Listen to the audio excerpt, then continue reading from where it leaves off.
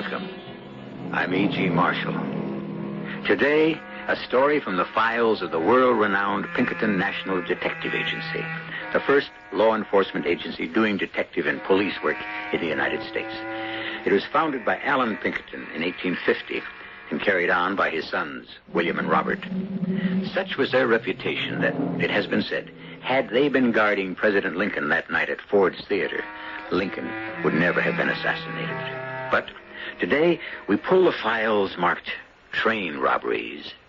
Tell me again, Mr. Newton, what you remember of the robbery of the Rock Island train. Oh, I'm glad to, Mr. Pinkerton.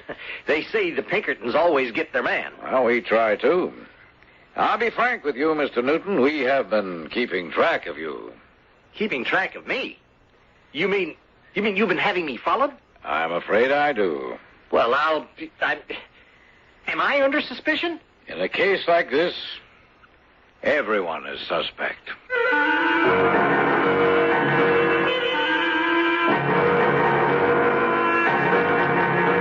Our mystery drama, The Pinkerton Method, was dramatized from the files of the Pinkerton Detective Agency, especially for Mystery Theater, by James Agate, Jr., and stars Ian Martin and Lloyd Battista.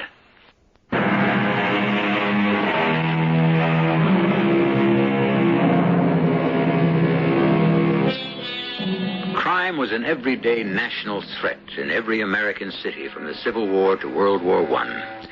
In New York, Baltimore, Chicago, and Boston, people were afraid to walk the city's streets after dusk. Citizens would be robbed, or they'd completely disappear. Gunmen fought daily battles right in the open streets.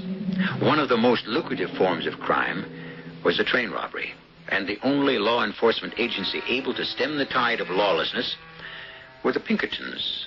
But who can tell this story better than someone who was there? Harold Black is the name. It makes sense for me to give you the facts about the Rock Island train robbery because I'm pretty much the only person who knows what happened. I was a brakeman on the Night Express running out of Chicago that wintry March night with snow everywhere. I walked into the express car right behind the locomotive. Hello, Harold. We on schedule? As far as I know, golly, it's nice and warm in here. What are you doing? Oh, you know, the usual. Making sure the $22,000 are all accounted for. You got that much in the safe? Not $1 more, not $1 less. You're a lucky stiff, Nick. Being an express messenger is such an easy job, sitting here, doing paperwork at a desk in the express car. I really envy you. Well, no, it's a matter of You fact. even wear a collar, a shirt, and a tie in this job. Look at me. Dirty overalls, my hands all banged up, greasy from oil cans, fingernails dirty. 15 years, nowhere to go. It's too long, Nick. Nobody on the line appreciates how hard a brakeman has to work. Well, like I told you before, Harold, I'll put in a good word for you with the chief up at U.S. Express, if you like. He's an old pal of mine. Maybe he can use an extra messenger, huh? Besides, we messengers don't do too bad when it comes to salary. Don't rub it in. And you could learn the work, Harold. It's easy. I think this time I'll take you up on that. I sure could use the money with a new wife and everything. Will you ask him? Okay, it's a promise. When we get back from New York, I'll talk to the chief. Of course, your job's a little more dangerous than mine. Huh? Oh, you mean train robbers? Well, I guess I've been lucky so far. I mean, say, one of the gangs knew you had $22,000 in that safe. They could get aboard anywhere after Joliet. Hey, when do we due to arrive there? Half an hour. Pick up the mail, and then our next stop is Morris. Oh, Morris, Illinois. I've been there with a dead town.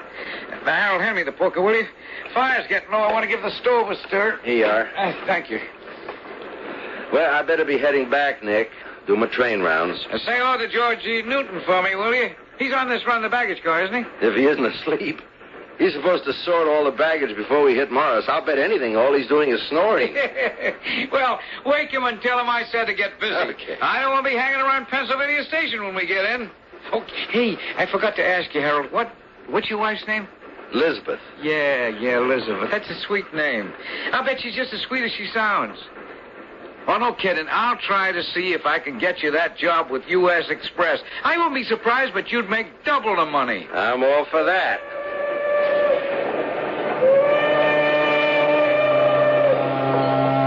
I made the rounds, 10 cars, baggage car included, the length of the train and back. We pulled into Morris and took on water for the engine. George Newton, the baggage master, and I opened the express car door. I'll go first. What's the hurry, George? Well, I've got to be sure that... Oh, Lord, no. Huh? Harold, look.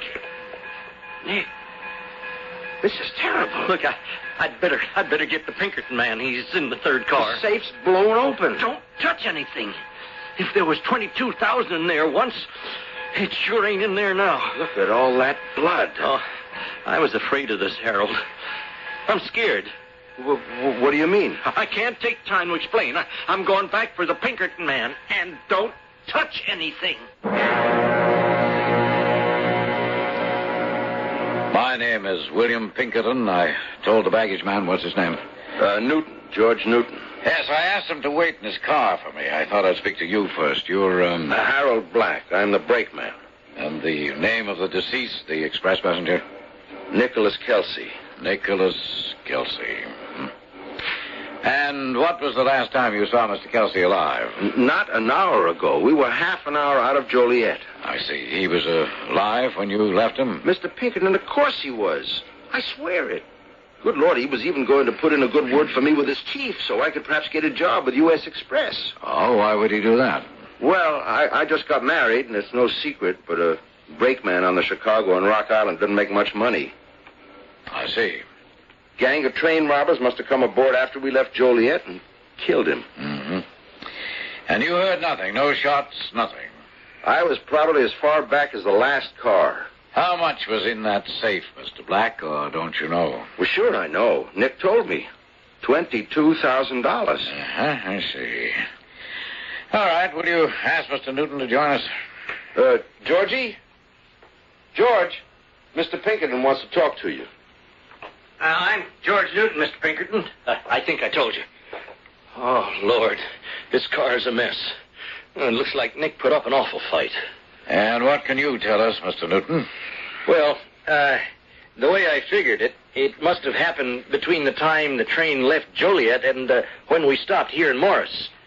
Oh, there was this noise of broken glass, and I looked up and I saw the ventilator on the side of the baggage car was smashed.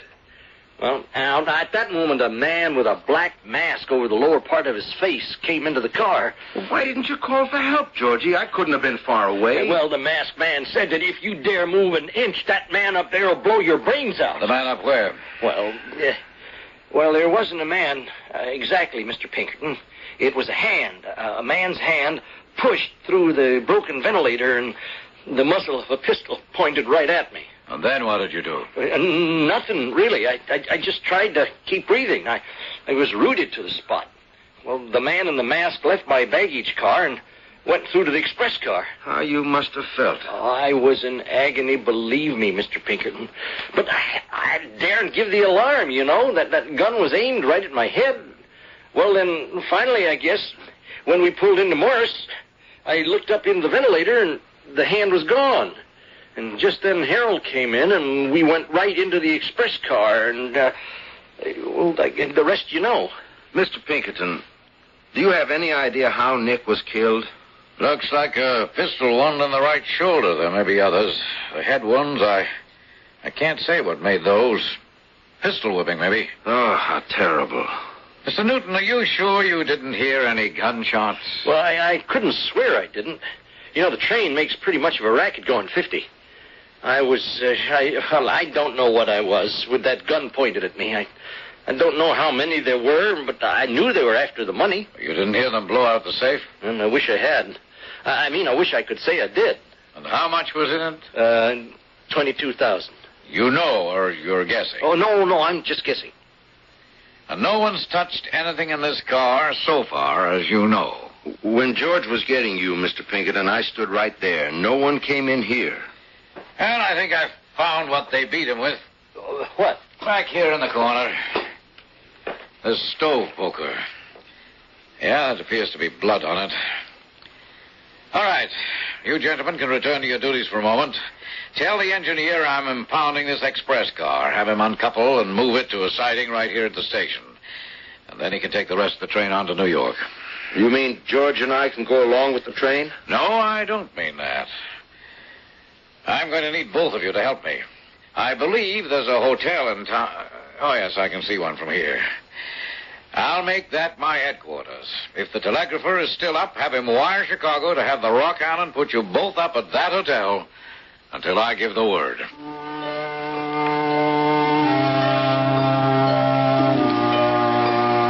George and I got rooms at the Delaney right on Thompson Street. I had the telegraph operator wire Chicago what had happened, and somebody had better notify Nick's wife, Mrs. Kelsey. I had him also get a message to Elizabeth. There'd been a delay on the run. Not to worry about me, that I was all right. Yeah, there she goes. Seems funny to be standing here in the window of this hotel watching our train pull out, and we've got to stay here. Listen, so long as the Rock Island pays me my wages, I don't care where I am. I wish Elizabeth was here. She loves hotels.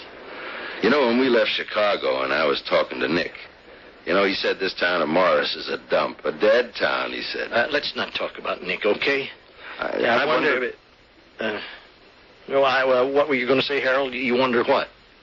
Oh, nothing, I guess. Just wondering why Mr. Pinkerton was so insistent on our staying here. Well, I don't know. I don't like seeing that express car in the siding right from this window and knowing what's in it. Well, we've told Mr. Pinkerton all we knew. Well, it could have been any of half a dozen gangs. The Youngers, Jamesons, Daltons, and McCoys. Hey, Georgie, you really know your train robbers. Well, I read the newspaper a lot. But it could have been. Oh, sure. Could have been any of them. What time is it, Harold? 8 o'clock. Whew. We've been up all night. Yeah, I'm beginning to feel all this. I'd say we're entitled to the best breakfast the Delaney can come up with. Let's go on downstairs and have us one. Agreed. After what we've been through, the best breakfast is none too good for us.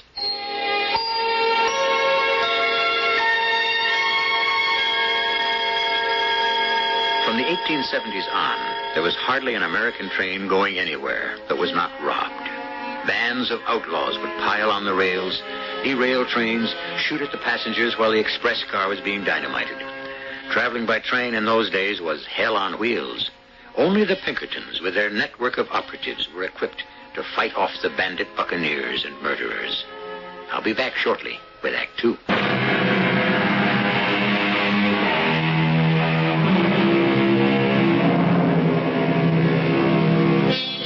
Even before the Iron Horse started rolling the rails across country, the Pinkertons chased and captured desperados and stagecoach bandits. Before there was even a thought of a Federal Bureau of Investigation, the Pinkertons were the only law enforcement agency of any size who could get any results. Allen Pinkerton, who founded the agency in 1850, set a pace and a practice never forgotten by his two sons, William and Robert. In the early days, the Pinkertons pursued lawbreakers on horseback. Now they were tracking and trailing by telephone. Hello? Robert? Bob, are you there? Is that you, Billy? Yeah. Well, how's everything in Denver? Busy? Hey, we got 5 inches of snow here. We got 12 where I am. Where's that, you lucky bum? Morris, Illinois. The Rock Island was robbed of $22,000. With you on the train, Billy? Oh, what kind of a Pinkerton are you? All right, Bob, now cut that out. You know very well we try to apprehend robbers, not anticipate them. Any clues? Well, not too many. There were 2 robbers, according to a witness, the baggage master on the train. One held him at bay, and the other must have killed the messenger and dynamited the safe. Could have been more than 2. What did they use? Well, looks like number 4 dyno. The coarse grain dynamite? I'd say. The messenger was shot. I'm having the bullet removed from the body now to see if I can identify it. Sounds like the Wild Bunch. They've been hitting Illinois. Butch Cassidy? No, I'm not so sure. In addition to being shot, the messenger's skull was smashed in with a poker. That's not Cassidy style. So what have you got to go on, Billy? Well, the eyewitness account and the clues don't match up. Right here, outside the Morris Depot, I found a black mask a few feet from the express car, but not one footprint. And I walked the track in 12 inches of snow. Well, the baggage man claims he was threatened from the top of the car, but there are no footprints there either. Nope, that's not a gang, then. Say, what's your next move, Billy? I'm not sure. I need to do a little more talking, a little more listening. Why, do you need me, Bob? Well, we just got word the Mobile in Ohio has been held up. They took the Southern Express Company for $20,000 and shot the express messenger in the chest. Was it fatal? Well, I don't know how close to death he is, but I'm leaving for Union City to try and get him to talk before he dies. Will you join me down there? Where's down there? Union City, Tennessee. Okay, I will, as soon as I can. Can you be there by Friday? I don't know, Bob. I'll try. I'll get there when I get there. You asked me to come up to your room, Mr. Pinkerton? Yeah, I did, Mr. Black. You don't mind if I call you Harold? Oh, of course, sure. Well, it's been a couple of days. Any ideas how it happened? Oh, yeah, lots of ideas. That's good. Does that mean I can leave this dump and get myself back to Chicago and my wife? Yeah, it certainly does. But then you're onto something, Mr. Pinkerton. Well, not exactly. Look, Harold, I don't mind confessing to you that there are quite a few aspects to this case which do not add up, you know.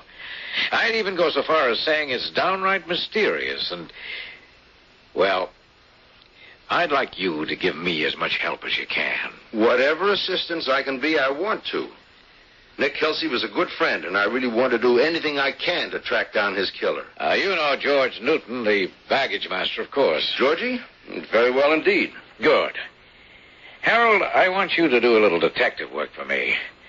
There is some suspicion pointing in his direction. I'm releasing you both so you can get back to Chicago. But I'm asking Rock Allen to assign you to the Home Office in case I need you both.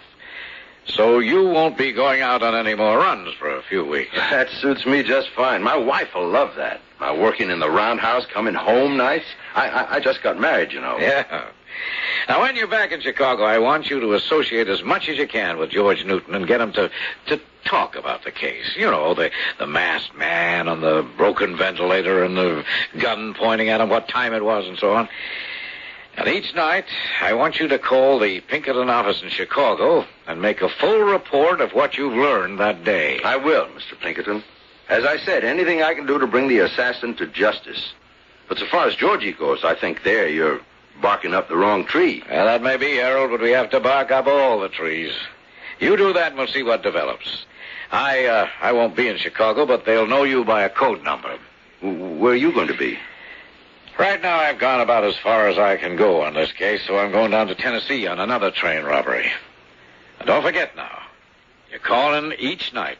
Oh, here, let me write down the telephone number for you and the code you identify yourself with.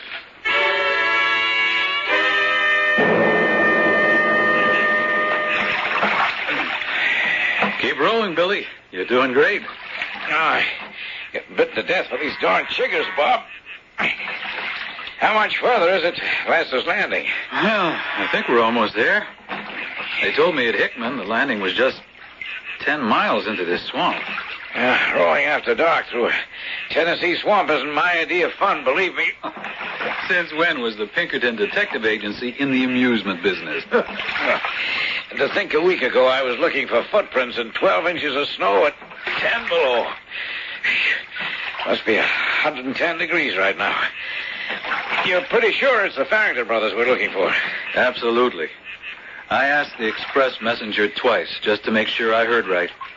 Hillary and Levi Farrington. Those were his last words before he died. Oh, he recognized them all right. He'd seen all our flyers and posters on their last job when they hit the Mobile in Ohio and Kentucky. It's too bad we couldn't go overland to track them. Could have had a posse with us. Well, we'll have the element of surprise. That'll help us get the drop on them. Hey, wait a minute. Look. There's a skiff with a man in it. Yeah, so it is. An old fellow fishing. Hey there. Huh? Who's that? We're looking for Lester's Landing. Hey, will you talk more quiet? Can't you see I'm fishing? What you want to do, scare my dinner away? Oh, sorry, we're looking for Lester's Landing. Well, who are you? What are you Yankees doing here? We're looking... Now, Bob, will you let me? How's the fishing? Tolliver, you'd better if some folks didn't make so much noise. My name is Bill Pink. This is my brother Bob. We're looking for two friends of ours. You can never find friends when you want them, I always say. Levi and Hillary Farrington. Maybe you know them. Farrington? Never heard of them. In Tennessee, are they? Yeah. Lester's Landing, eh? Is that far? Just around that bend there. See, Billy, what'd I tell you? I don't mix much with other folk. Keep to myself, mostly. Oh, just around the bend, you say? Fine. Well, we'll be moving along. Yeah, thank you. Well, good luck, boys. Keep the powder dry. Hey, I think I got me bite. Big one. Billy, this is it. Let me tie this end of the rowboat to the dock. Shh, shh, shh, shh. I'll climb out and give you a hand. Okay, fine. Hard to see. I'm just as glad there isn't a moon tonight. I don't want to be spotted before we're ready. Oh, that must be the shack they're in. Yeah, small, isn't it? I can see some shadows around that table with the lantern on. Come on, let's start crawling up the dock. Keep low. Hey, Bob. What? Look, we're after two Farringtons. But who's to say they haven't got a lot of friends with them? Well, when we get a little closer, maybe we can hear something. Hey, psst, over here. Down by that window. It's open. Tom, you stupids. Now, I've been doing this for years, and the way I tell you to make the nitro soup is the honest way. Well, sure, Levi. I always know everything better than anybody else. You shut up and hear me now. Now, you take 75 sticks of dino and you thaw it out near a stove. And then you crumble it up like sawdust, see? Now, watch me. Now, pour hot water on it and stir. Slowly, stupid. Now, stir it up. Oh, sure. But that's not the way we make it, is it, Howard? Now, when it's smooth like that, would you watch me? Now, I squeeze it through a rag. Now, pour the water off the top. Ooh, and look in there. Ooh, look in the bottom of the can. Now, that is good, strong soup. Now, why don't you try it my way? Hey, well, when I need advice on how to blow a safe, I'll ask for it, huh?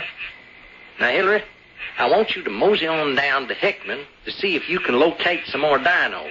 Now, they've been blasting the road down there. Now, you just help yourself to as many sticks as you can carry. Now, do you hear me, boy? There he goes. That's Hillary, Levi's brother. I'll follow him. Can you handle Levi and whoever else is in there? Yeah, I'll just walk in that screen door and play it by ear. I can always shout out and pretend we've surrounded the place with a posse. If it looks bad, I'll shoot out the lantern. Well, I better go, Billy, before I lose Brother Hillary. Good luck. Hi there. Anyone home? Who's that? Well, I think I'm lost. I'm looking for Tiptonville Road. Oh, are you?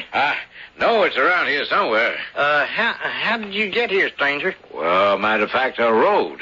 Oh, you just little old road, huh? Yeah, and I got the mosquito bites to prove it. Well, now, what'd you say your name was? Well, I didn't say. That's but... him. That's the fella I was telling you about, Levi. Well, hi there, old man. I didn't expect to see you here. That's him, all right, Levi. Said he was a friend of yours. Oh, as a friend of mine, huh? Now, let me hold up this lantern a little higher to see him better. Well, I always like to welcome old friends. He knowed your name, Levi. And Hillary said his name was Bill Pink. Bill Pink? That's Bill Pinkerton. He shut out the light. I warn you, Farrington, this is the end of the line. Put down your guns and put up your hands. Maybe I can't see you, Pinkerton, but I can hear you. All right, men. Move on in. We got a 50-man posse outside. I'm shot, Levi. I'm hit. I can't see a cursed... Hold your fire, man. Farrington may want to stay alive. He's ready to give up. Not so long as I have any ammunition left. Levi, help me. I'm... Hey, you killed the old man. Levi Farrington, I just put your brother out of commission. Will you come quietly? Billy, where are you? Over here, Levi was trying to get away. I tackled him. All right. Oh, wait. Let me light this lantern. Oh, Billy, you did it. Levi's out cold. Well, it makes it easier to snap the handcuffs on him. Oh, there's a body over here on the floor. Say, isn't that the old man we ran into fishing? Yeah, how is he? Looks like his fishing days are over. He kept the wrong company. You'd think at his age he'd know better. Where's Hillary Farrington? Oh, he's out there handcuffed to a tree. Oh, my Lord, Billy, your shoulder's bleeding. Well, those slugs fly around everywhere in the dark. You got your corn knife handy, Bob? Sure I do. Here, give me the lantern. I'll hold it. Okay, take your knife, Bob, and dig out the slug. This is going to hurt a little. Well, don't you worry, Bob. That little old bullet has done me a big favor. Hold still. Hey, what favor? Sure helps me to forget those mosquito bites.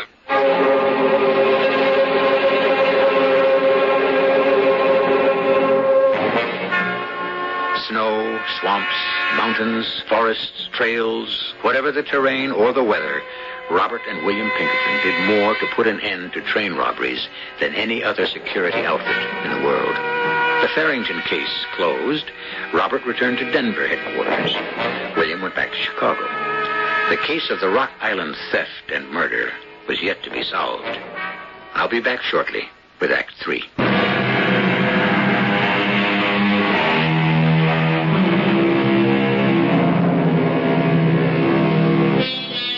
The accomplishments of the Pinkertons has set the example for all the law enforcement agencies that have come after. What was their system? How did they either capture or kill or gather evidence that put an end to every train or bank robber? Their secret: keep moving, never rest, pursue the criminal on horseback across oceans, never letting up until he is either dead or behind bars. That was the Pinkerton method. Robert? Bob, is that you? Of course it is, Billy. I can't get used to this telephone invention. It's not that newfangled. Oh, here I am in Chicago and talking to you, Bob, in Denver like it's in the next room. What's the problem, Billy?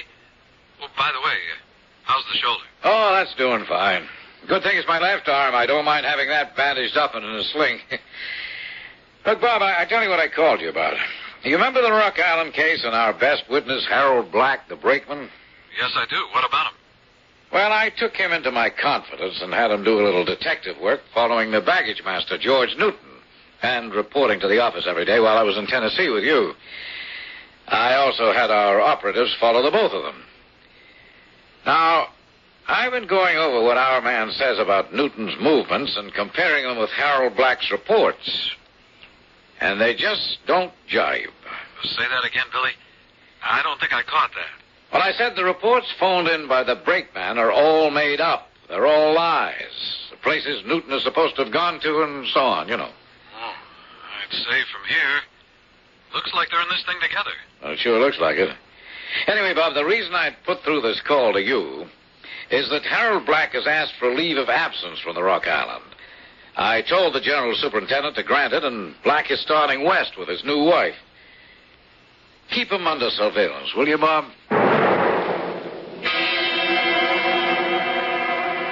Mr. and Mrs. Harold Black is how we marked the tags on our luggage. It was really like a honeymoon. And Elizabeth and I were sure looking forward to it. Elizabeth wanted us first to go to Niagara Falls, but I said, let's head west first. On the way home, we'll make a side trip to the falls. Women are romantic that way. So off we went, westward. Everything we saw, everywhere we went, we had ourselves a great old time. And, of course, we had money to spend. Come in, Mr. Newton. Mr. Pinkerton, I'm glad to see you again. You've been away from Chicago on another case. Yes, I have. I asked you to stop by, Mr. Newton. Oh, by the way, you don't mind if I call you George? Sure, no, not at all. George, I thought I'd like you to tell me again just what you remember. Hey, well, I'm glad to, Mr. Pinkerton. It's fresh in my mind, like that awful morning when I last saw you. But I guess things like that happen every day in your life. Huh? It's not for me. I like a quiet life. I've been keeping track of your quiet life, George. Keeping track of me? Do you mean... I'm afraid I do. I had you followed. Yes, George. Well, I'll be... Am I under suspicion? In a case like this, everyone is suspect.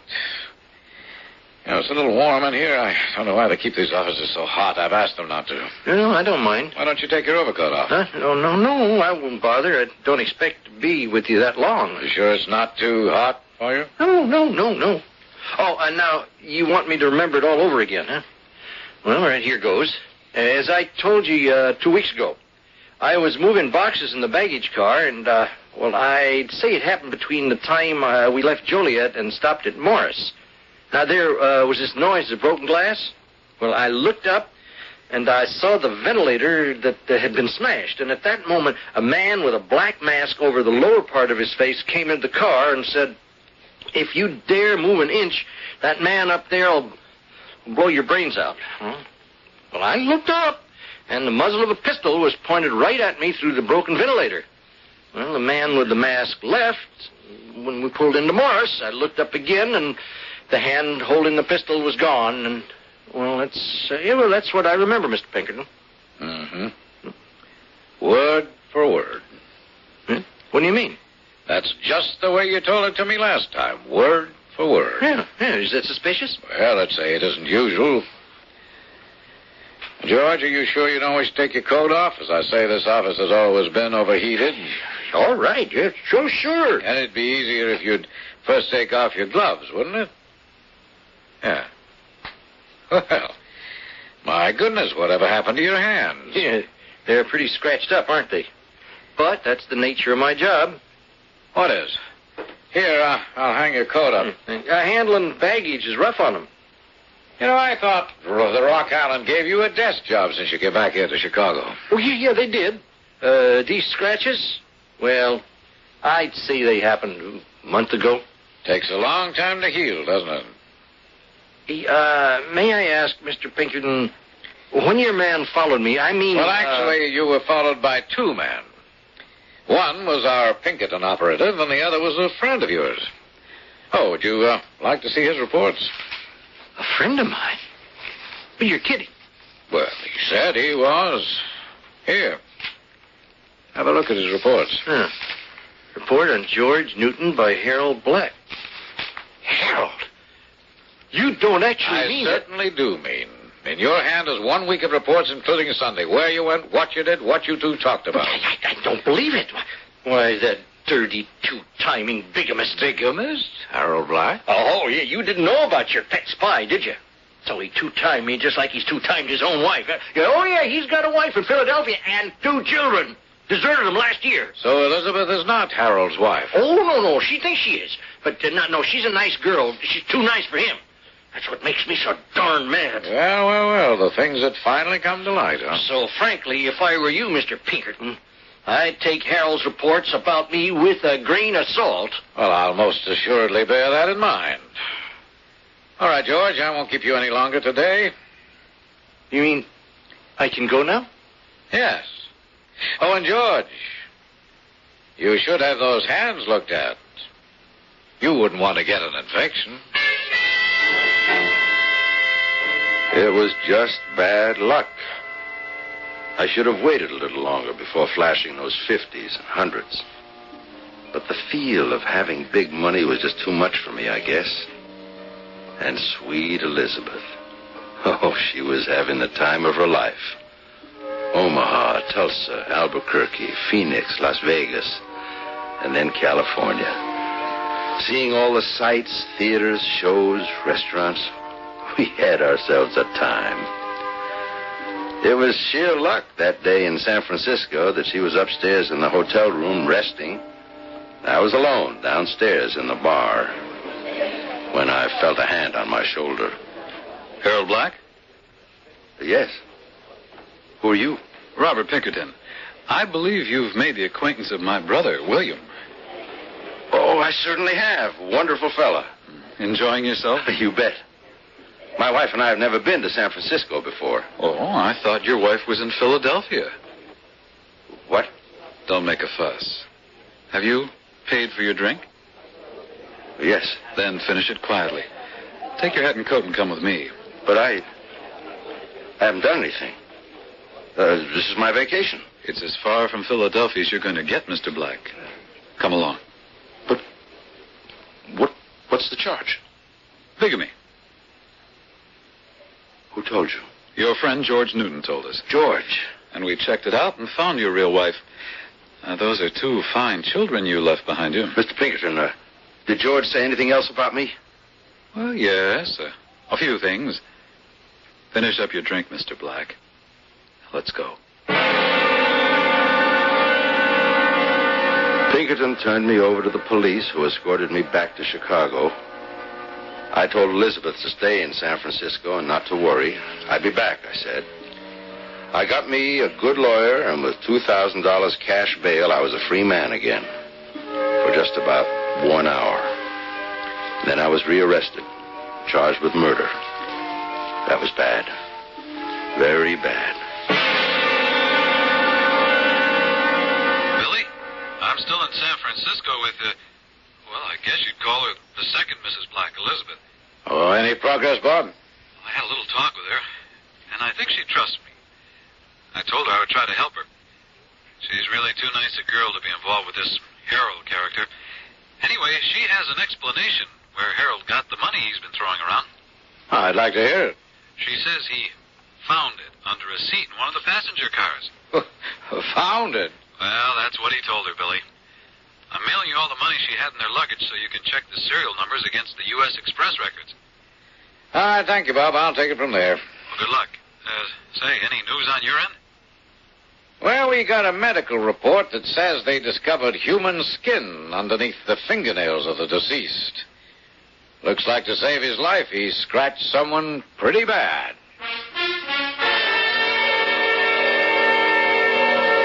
The trouble was, I didn't know how much the Pinkertons knew.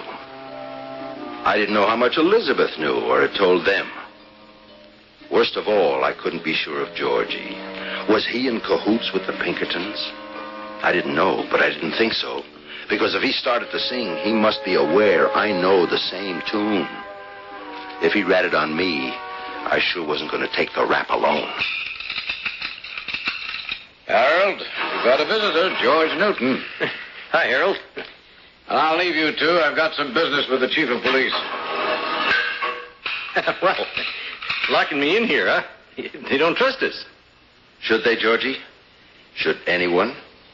What do you mean, Harold? All I'm asking is, are you to be trusted? Well, what a question. Of course I am. I'm your friend. Are you, Georgie? Who was it who told the Pinkertons I had a wife in Philadelphia? Would a friend say that? Now, hold on. If you're talking about friendship, would a friend peach on me, huh? Give reports to the Pinkertons about where I went and what we talked about? You stupid fool. I didn't tell them a thing. Made it all up. They wanted information on you, so I pretended to go along with them to take the heat off. Shh, not so loud. Now, listen. I asked to see you, saying I wanted to straighten things out with your wife in Philadelphia. Now, Pinkerton's onto something. He saw these hands, see? I don't know if he believed that I got it handling baggage or not, but why he didn't believe me, that's what I want to know. Why is he suspicious? That's your problem. Georgie, I don't want to talk to you. I'm the one charged with murder. You're out there free. I am not going to say anything. You'd better not. You better not threaten me. The whole thing was your idea. Oh, it was, wasn't it? Is that what you're going to tell the Pinkertons? I don't play footsie with them or send them reports like some people I know. Don't fool yourself, Georgie. With this, it was all my idea business. If I go, you go. You're the one who shot Nick. He was already dead when I hit him with that poker. You're crazy. I got him in the shoulder. The gun went off because he was fighting like a tiger, clawing at me. I wasn't going to kill him. Now, you're the one who panicked when your mask fell off, and you thought he recognized you, so you smashed his skull with that poker. You liar, you. Help! Let me out of here! The man's crazy. Hold on there. What's the trouble? Get me out of here, Mr. Pinkerton. You're a liar. That's what you are, a dumb liar. All right, now take it easy, Harold. Okay, George. Let's move along. Boy, am I glad you were handy. That man's a wild beast. George Newton is just as guilty as anyone. Don't let him get away. It's too bad. The hair's gone off his head. Let me see your hands, George. Both of them. Hey, Mr. Pinkerton, What you putting handcuffs on me for? Only for a few minutes, George, until we can book you and find an empty cell for you. You were listening. Well, voices carry. And the chief of police and I were right there in the next cell. George Newton, you're under arrest. The charge is murder.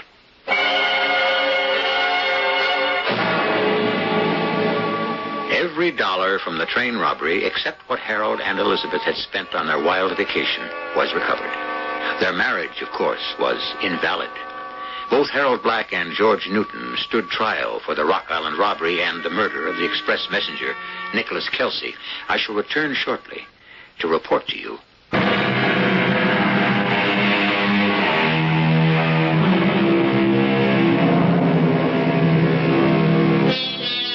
The trial of the two Rock Island Railroad robbers was a quick one. One juryman, however, did not believe in capital punishment, so they were sent to the penitentiary for life. Over the years, the Pinkertons never boasted of their achievements. When asked, all they would say was, "It's all in a day's work." Diligence, doggedness, studying character, knowing your man. That was their day's work. That was the Pinkerton method. Our cast included Ian Martin, Lloyd Battista, Nat Polen, and Earl Hammond. The entire production was under the direction of Hyman Brown.